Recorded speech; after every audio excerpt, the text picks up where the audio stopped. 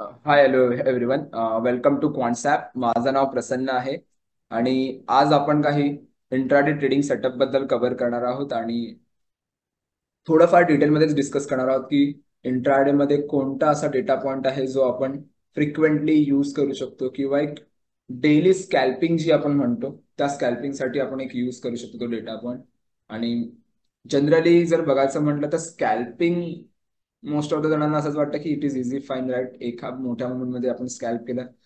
पण जो consistently trade करतोय मार्केटमध्ये त्याला माहिती आहे की स्कॅल्पिंगचं काय हे आहे. Right, it is not like simple की मी डिरेक्टली जाऊन ट्रेड बनवतो आणि तिकडे माझे एक चांगला खासा ट्रेड बनतो. राईट, एवढं सिम्पल नाही आहे. पॉसिबल आहे की तुमचे पहिले 10 ट्रेड मध्ये 5-6 ट्रेड खूप चांगले जातील, 7-8 ट्रेड खूप चांगले त्याने निबंध जातातही स्टार्टिंगला. पण जेव्हा जेव्हा आपण हळूहळू पुढे जातो तेव्हा तसं समजतं अच्छा माझ्या प्रॉफिटपेक्षा लॉसच जास्त होत चाललाय. राईट, सो आणि वेगवेगळ्या कंडिशन्स पण असतात मार्केटमध्ये, ते आपण डिस्कस करूच येणाऱ्या काही सेशन्समध्ये वेगवेगळ्या वेबिनार्समध्ये. पण आजचा जो टॉपिक आहे तो ओव्हरऑल टॉपिक आहे की इंट्राडे जर मी करत असेल मेनली इंडेक्स साठी, स्टॉक साठी पण आपण बघूया लॉजिक, पण मेनली जर इंडेक्स साठी जर मी इंट्राडे करत असेल तर कोणता डेटा पॉइंट आहे जो आपल्याला यूज केला पाहिजे. आणि एक स्टॅटिक गोष्ट जर मी घेऊन चालतो त्या डेटा पॉइंट सोबत तर मला तिचा रिझल्ट येतो. राईट, सो ते आपण बघूया. आणि थोडं जर मी डिटेलमध्ये जायचं म्हटलं तर आजचा जो डेटा पॉइंट आहे यामध्ये आपण बघणार आहोत की what is order book data point, order book काय आहे आणि एनएससी कडून आपल्याला कोणता बेनिफिट भेटू शकतो या ऑर्डर बुक कडून स्पेसिफिकली. डेफिनेटली खूप इंटरेस्टिंग टॉपिक आहे आणि शेवटपर्यंत नक्की राहा कारण एक लास्टला मेन गोष्ट ट्रेड करणं आपण कव्हर करणार जी म्हणजे एंट्री एक्झिट आणि जो जनरली आपण स्टॉप लॉस वगैरे म्हणतो ते कसं आपण फ्रिक्वेंटली यूज करू शकतो आणि थोडा एक स्ट्राईक रेट आपण बेटर करू शकतो इंट्राडे साठी मेनली. राईट, सो आपल्याला काय करायचंय, लेट सी.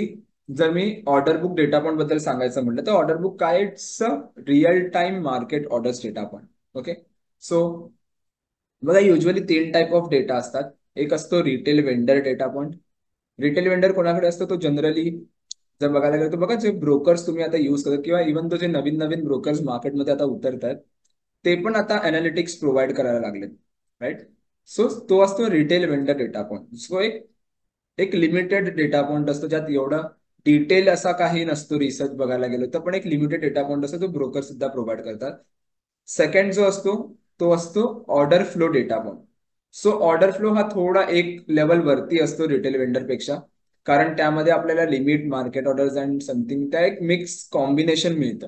राईट, त्यानंतर वरती एक असतो तो असतो लेवल 3 डेटा पॉइंट जो की असतो ऑर्डर बुक डेटा पॉइंट, जो एनएससीचा टॉप मोस्ट डेटा पॉइंट आहे.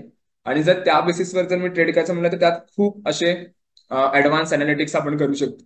जर माझी स्वतःची जर रिसर्च टीम असेल तर त्या रिसर्च टीम सोबत आपण डेफिनेटली खूप चांगला रिसर्च करू शकतो त्या डेटा पॉइंटवर. राईट, आणि जर मी हा डेटा पॉइंटचं जर एक लॉजिक सांगायचं म्हणलं किंवा एक कन्सेप्ट सांगायची म्हणली तर हा डेटा पॉइंट कुठे असं इंटरनेटवर अवेलेबल नाही की मी नॉर्मली गेलो इंटरनेटवर आणि मला तो इंटरनेट मी घेतला आणि एक्सेल वगैरे डाउनलोड केला आणि डेफिनेटली असं असं नाही आहे. कारण त्याचा जो साईज असते किंवा त्याचा जो बेस असतो तो खूप मोठा असतो आणि त्याला नॉर्मली आपण इंटरनेटवरून नाही घेऊ शकतो. इंटरनेटचा पण एक बँडविथ असतं किंवा एक कॅपॅसिटी असते त्यानुसार तो नाही घेत.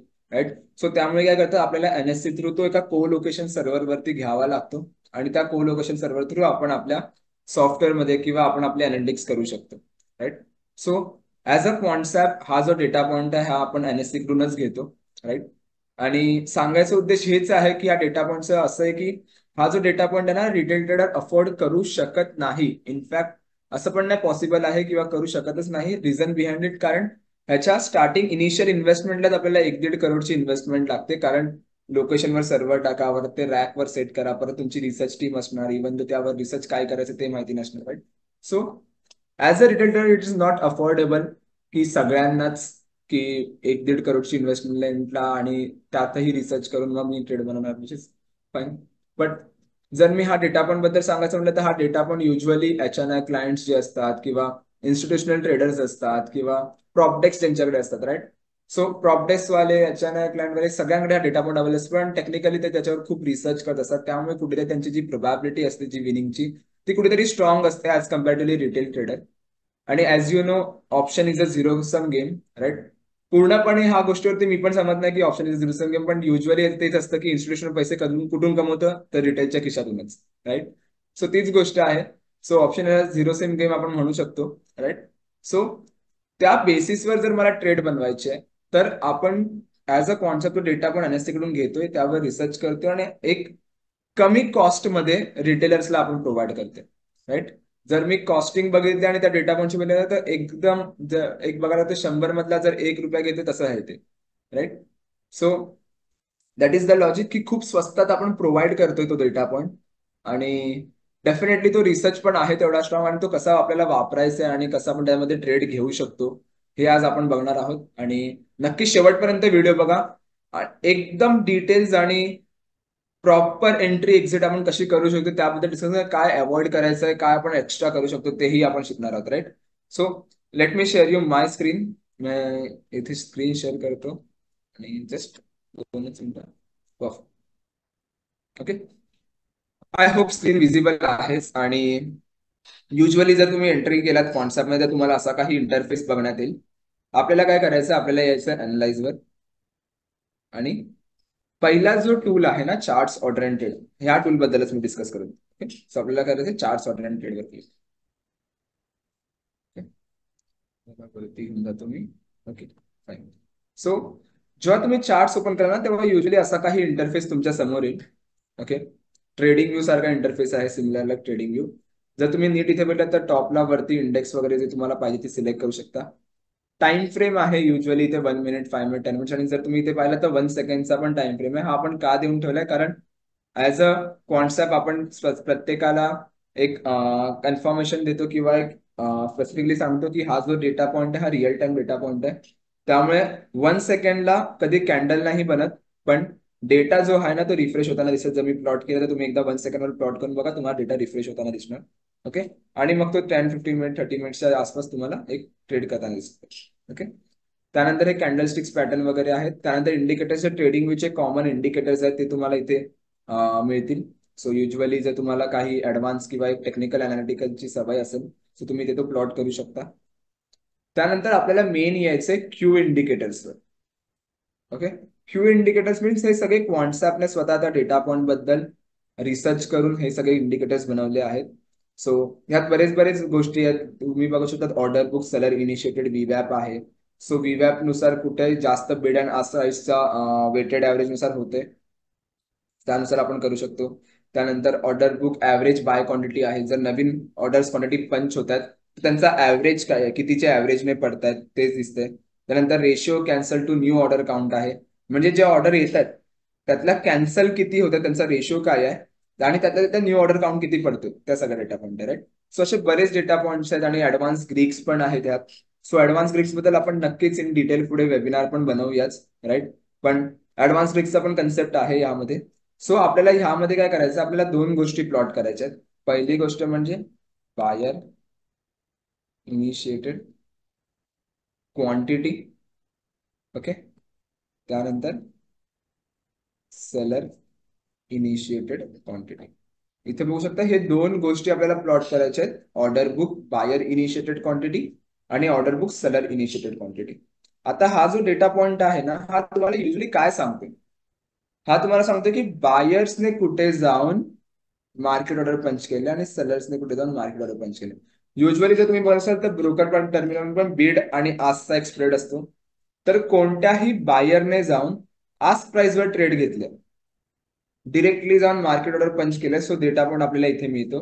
आणि जर कोणत्याही सेलरने जाऊन बिड प्राइसवर डायरेक्टली ट्रेड घेतोय, सो तिकडे जाऊन आपल्याला सेलर इनिशिएटेड क्वांटिटी, की सेलरने जाऊन बायरने इनिशिएट केले, right. So seller initiated quantity हा डेटा पण तुम्हाला समोर मिळतो.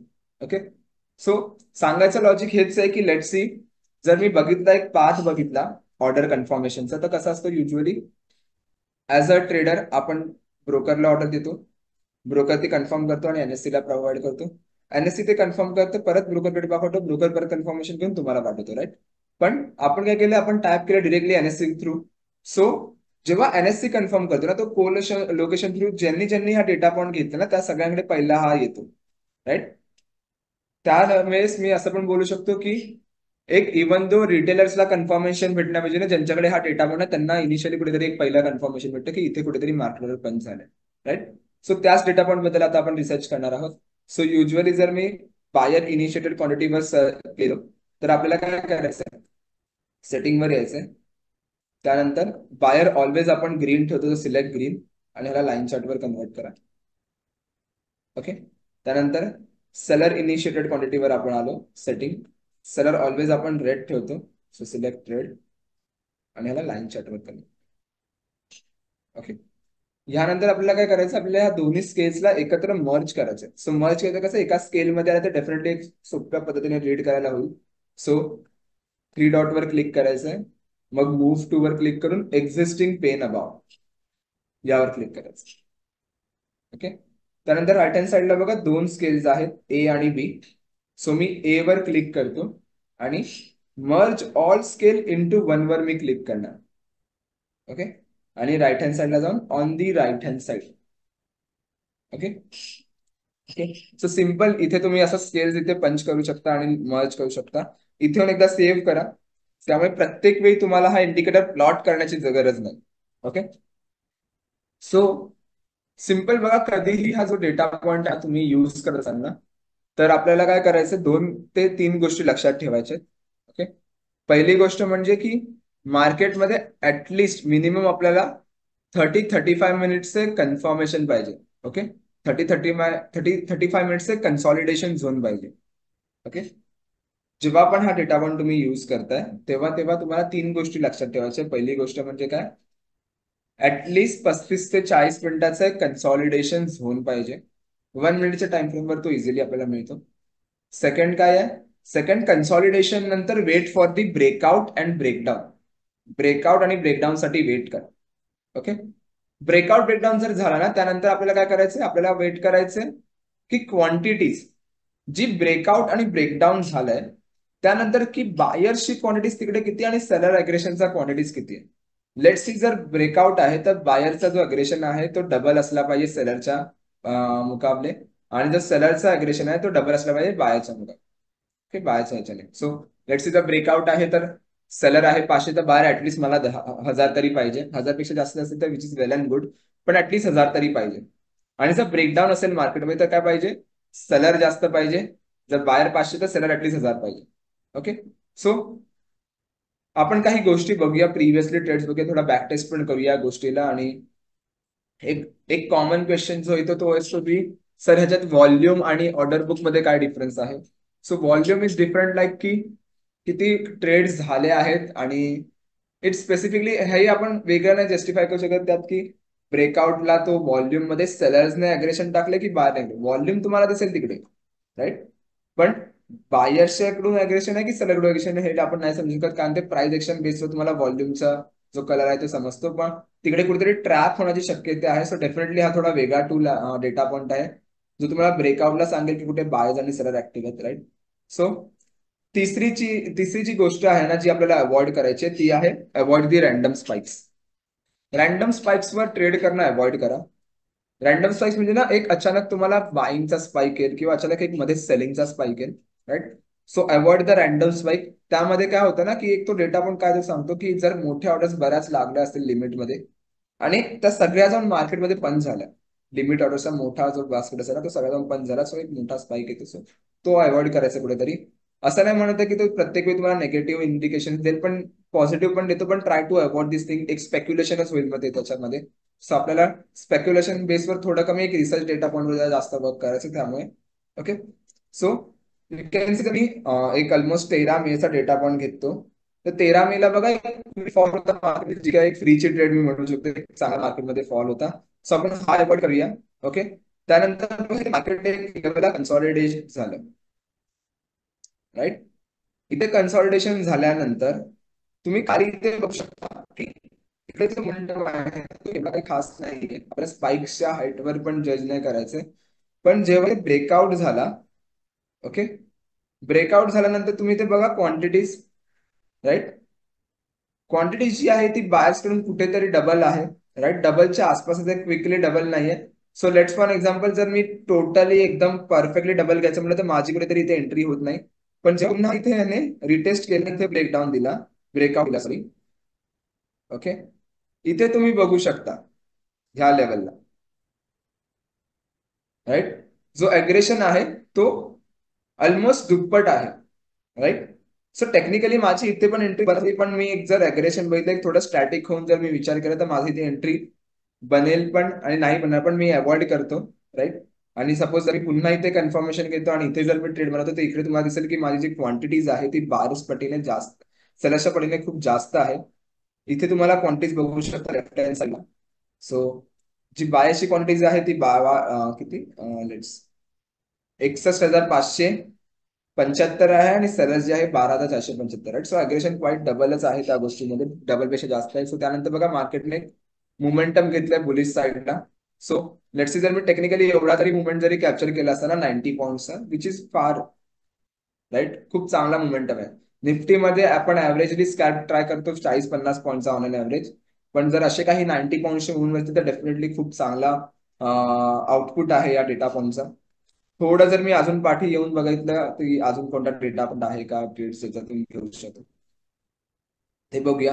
युजली ह्याला तुम्ही डे हाय डे लो साठी पण घेऊ शकता. जर डे हाय डे लो इथे अगेन बघा, जर ज्याला प्राइस एक्शन माहिती असेल ना प्रॉपर त्याला समजेल मला काय म्हणायचंय, राईट. इथे बघा कन्सॉलिडेशनचा किंवा लो होता, जो लो इथे ब्रेक झालाय. अगेन तुम्ही क्वांटिटीज बघा, राईट. त्यानंतर बघा एक पिक फॉल आलाय मार्केटमध्ये. पुन्हा जर अगेन मला इथे कन्सॉलिडेशन पाचच्या साईडला ज्याचा ब्रेकडाऊन अगेन इथे झाला आहे. परत इथे जर क्वांटिटीज बिल तर ऑलमोस्ट डबलच्या आसपासचे आणि तिकडून जाऊन एक बॅरिश मोमेंटम आला आहे, राईट. सो जनरली जे फेक ब्रेकआउट होतात मार्केटमध्ये, फेक ब्रेकडाऊन होतात मार्केटमध्ये, ते आपण इझिली आयडेंटिफाय करू शकतो. अगेन इकडे एक मुवमेंटम बुलिश मुवमेंटम आपल्याला मिळाला आहे, राईट. सो सांगायचं तात्पर्य एवढंच आहे या व्हिडिओमध्ये की डेफिनेटली जो आपण वेगवेगळा डेटा आपण ट्राय करतो मार्केटमध्ये त्यासोबत एकदा पेअर करा. काही काही लोक आर एस आय सोबत त्याला ट्रेड करतील, चालेल, किंवा काही काही लोक मुव्हिंग ऍव्हरेज सोबत करतात, विच इज फाईन, राईट. तुमचा जो टेक्निकल इंडिकेटर आहे ना तो वापरा, चालेल, नाही वापरा तरी चालेल, विच इज फाईन, राईट. पण त्याच्यासोबत ह्या डेटा पॉईंटला पेअर करा किंवा ह्याला पहिला टॉपमोस्ट कडे ठेवा. सोपी गोष्ट आहे. आपल्याला काय करायचं, पहिला कन्सॉलिडेशन बघायचंय मार्केटमध्ये की कुठे मार्केटमध्ये कन्सॉलिडेशन होतंय. त्यानंतर ब्रेकआउट कुठे होतंय, ब्रेकडाऊन कुठे होतंय, राईट. जर ब्रेकआउट भेटत असेल तर क्वांटिटीज तिकडे डबल आहे का, जर असेल तर तिकडे चेक करा की बायर्स आणि सेलरची क्वांटिटीज डबल आहे का. जर बाय ब्रेकआउट आहे तर बायर्सची क्वांटिटीज डबल पाहिजे आणि ब्रेकडाऊन असेल तर सेलरची क्वांटिटीज डबल पाहिजे, ओके. आणि तिसरी गोष्ट म्हणजे जर मी सांगायचं म्हटलं तर avoid the random spike. Random spike म्हणजे बघा अशी काही स्पाइक येणार, राईट. इकडे अग्रेशन मिळलं तर डबल काय 3 पटीने 4 पटीने 5 पटीने 10 पटीने पण काहीतरी जास्त मिळेल. पण प्राइस एक्शनने मला अजून कन्फर्मेशन दिला नाही आहे, राईट. सो टेक्निकली जर तिकडे जरी ट्रेड बनवला तरी ब्रेकडाऊन सस्टेन झाला आहे, पण प्राइस एक्शनने मला नाही कन्फर्मेशन दिलं तर मी नाही जाणार, right. So avoid the random spike, नाही तर काही असं ट्रॅप होणार. यू कॅन सी एक पूर्ण ट्रेंड मध्ये येऊन बघा, एक खालच्या साईडला सेलिंगचा स्पाइक केलाय, डाऊन ट्रेंड सुरू होता आणि तिकडून एक खाली सेलिंगचा स्पाइक केलाय. So avoid the random spike.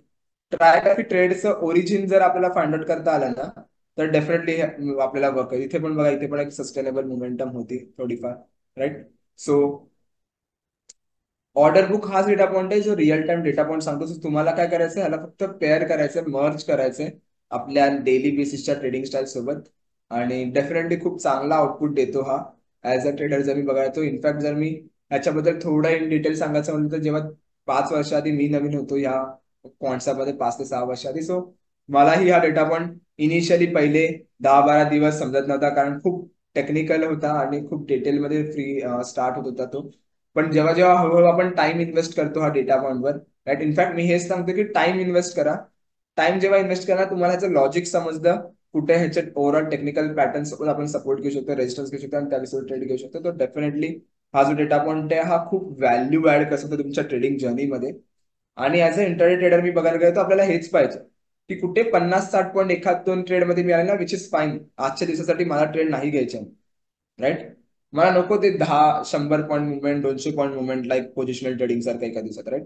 मला काय पाहिजे, मला फक्त एवढं पाहिजे की डेली किंवा आठवड्यातून जर मी 3दा जरी ट्रेड घेतो तर त्यात मला 50-60 पॉईंट भेटले ना तरी बस आहे, राईट. 4 आठवड्याचा 4 3 मी जर बघितलं किंवा जर मी एक डेली प्रोबॅबिलिटी काढली, सपोज जर मी डेली 2 ट्रेड बनवतोय, ओके, तर त्यातले लेट सी 2 ट्रेड मध्ये जर मी ओव्हरऑल आठवड्याचा डेटा बनवला तर डेली सपोज मी 5 दिवस येतात ट्रेडिंग डेज मध्ये एखाद दोन सुट्टी असेल तर ती सोडून देऊया, कधीतरी असतेच मध्ये मध्ये आठवड्यात. पण 5 दिवस जर मी कंटिन्युअसली ट्रेड करतो, डेली 2 ट्रेड, तर माझे पूर्ण आठवड्यात 10 ट्रेड बनतात. राईट. सो मी असं नाही म्हणत आहे की 10चे 10 ट्रेड बरोबर येतील. राईट. पण जी प्रोबॅबिलिटी असेल ना तुमची जिंकण्याची ती खूप चांगली असणार. का चांगली असणार? कारण लेटसी जर मी बघितले 10 मध्ये जरी 6 बरोबर आले किंवा 7 बरोबर आले, 3 जरी चुकीचे आले ना, तर लेटसी मी मी कधी कधी स्वतःचा 30 रुपयाचा सपोज स्टॉप लॉस हिट करत असेल किंवा 30 रुपयाचा stop loss me let's for example hit होत असेल. राईट. तर तर काय होणार? लेटसी समोर जे 7 ट्रेड आहेत ना, 30 रुपये सपोज 90 रुपयाचा मी प्रीमियम खाल्ला माझा. ओके. पण जे 7 ट्रेड समोर येतात ना, जेव्हा ते 6 ट्रेड समोर येतात, त्यात प्रत्येक ट्रेडमध्ये तुम्हाला हा जो स्कॅल्प जो आपण बघितला ना, 50-60 पॉईंटचा स्कॅल्प, असा पॉईंटचा स्कॅल्प तुम्हाला मिळेल. राईट. सो त्यामुळे काय होणार ना, net net you are closing in positive. तुमचा जो रिझल्ट आहे ना, जो प्रोबॅबिलिटी आहे ना, ती विनिंगची कुठेतरी जास्त आहे. राईट. सो ती तुम्ही करा. एंट्री एक्झिटचं जर मी बघायला गेलो तर एंट्री तुम्ही इथे सपोज बनवला तर ट्राय करा की जो प्रिव्हियस स्विंग हाय आणि स्विंग लो असेल ना, तो तुमचा स्टॉप लॉस असेल. ओके. जनरली स्टॉप लॉस हा प्रत्येकाचा वेगवेगळा असतो. काही काही लोक 1:2 चा घेऊन जातात रिस्क रिवॉर्ड, किंवा काही काही लोक 1:3 चा रिस्क रिवॉर्ड घेऊन जातात. राईट. सो जनरली जर जर तुम्ही continuously price action trading follow करत असाल तर ट्राय करा जो स्विंग हाय आहे आणि जो स्विंग लो आहे ना, तो तुमचा स्टॉप लॉस असणार आहे. आणि प्रॉफिट ट्रेल करत जा. युजली 1:2 चा रिस्क रिवॉर्ड ठेवला विच इज फाईन. पण कधी कधी काय होतं की जमचा तुमचा रिवॉर्ड हिट झाला त्यानंतर पण मार्केट एक खाली फॉल देत असतं. राईट. सो कुठेतरी ते एक इनडायरेक्ट पॉइंट्स मिसिंग, इनडायरेक्ट माझे पॉइंट्स मिस मी करतोय. Right. So try to go with the profit trading. की लेट्स सी जर एंट्री माझा लो इथे क्रिएट झाला तर स्टॉप लॉस पहिला माझ्या एंट्री पॉईंटवर घेऊन जाणार. पुन्हा इथे नवीन लो क्रिएट केला, पुन्हा स्टॉप लॉस माझा प्रिव्हियस लोच्या आसपास आणणार. पुन्हा इथे नवीन लो क्रिएट केला तर स्टॉप लॉस मी प्रिव्हियस लोच्या आसपास आणणार. सो इथे कुठेतरी येऊन जर मी बघितलं तर इथे कुठेतरी येऊन माझा स्टॉप लॉस हिट होणार. Stop loss in the sense तो टार्गेट प्रॉफिट हिट होणार. Right. So technically maximum point जे आहेत ना, ते आपण इझिली कव्हर करू शकतो. सो चार्ट पॅटर्नवर जाऊन तुम्ही प्रॉफिट टेलिंग करा. ओके. आणि same logic goes to the bullish side as well. जसं जसं हायर हाय क्रिएट करत जातं तसा तसा जो प्रिव्हियस जो हाय आहे माझा, तो माझा स्टॉप लॉस असणार आहे.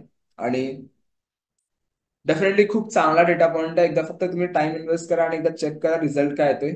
इनिशियली पहिले 3-4 दिवस पेपर ट्रेड करा, रिझल्ट बघा. जर चांगला रिझल्ट येतोय तर गो विथ 1 लॉट, मग 2 लॉट ट्राय करा, मग त्याचा रिझल्ट येतो मग 3 लॉट 4 लॉट, असे करत का तुमची कॅपॅसिटी वाढ. त्याच्याने काय होणार, तुम्हाला लॉजिक हळूहळू समजलं ना, definitely you can specifically mastery, ह्या सगळ्या गोष्टीमध्ये मास्टरी करू शकता. राईट. आणि इव्हन तो असे बरेच डेटा पॉइंट आहेत ज्याबद्दल आपण डिस्कस नाही केलंय. असं जर बघितलं तर अरे track analyse scan trading tools बरेच डेटा पॉइंट आहेत. सो त्या सगळ्या व्हिडिओज पण आपण कव्हर करू आणि ओव्हरऑल मराठीमध्ये ट्राय करू सगळ्या गोष्टी कव्हर करा, आणि मराठीमध्येच आपण बनवणार आहोत मोस्टली. राईट. सो नक्की कनेक्ट राहा या युट्यूब चॅनलशी, आणि जर काही क्वेरीज असतील तर एकदा कमेंट सेक्शन मध्ये विचारा. राईट. तुमच्या क्वेरीज टीम सोबत आपण डिस्कस करू. आपली सपोर्ट टीम आहे जी तुम्हाला हेल्प करेल, किंवा support@concept.com यावर जरी तुम्ही मेल केला तरी डेफिनेटली तुम्हाला त्याचा एक चांगला आउटपुट मिळेल, एक त्याच्यावर तुम्हाला रिझॉल्युशन मिळेल. Right. So try to connect with the team. आणि जर काही अजून काही स्पेसिफिकली तुमच्याकडून काही सजेशन असेल तर डेफिनेटली व्हिडिओमध्ये सांगा किंवा कमेंटमध्ये सांगा की आपल्याला ह्या टूलवरती एक व्हिडिओ पाहिजे, किंवा एक सेटअप जर पाहिजे असेल तर एकदा मला सांगा की तुम्हाला सेटअप पाहिजे, की मला इंटाडे सेटअप पाहिजे 2-3 टूल सोबत, किंवा पोझिशनल सेटअप पाहिजे इन मराठी 2-3 टूल सोबत. तो आपण ट्राय करू आणि नक्की त्याच्यावरती व्हिडिओ बनवण्याचा प्रयत्न करू. आणि तुमच्या रिक्वायरमेंटवर आहे. जर डेफिनेटली तुमचा चांगला रिस्पॉन्स आला तर डेफिनेटली आपण या सगळ्या गोष्टी आपण हे करू, तुमच्या समोर आणू. Okay. Okay. Thank you so much everyone. Thank you so much for your time.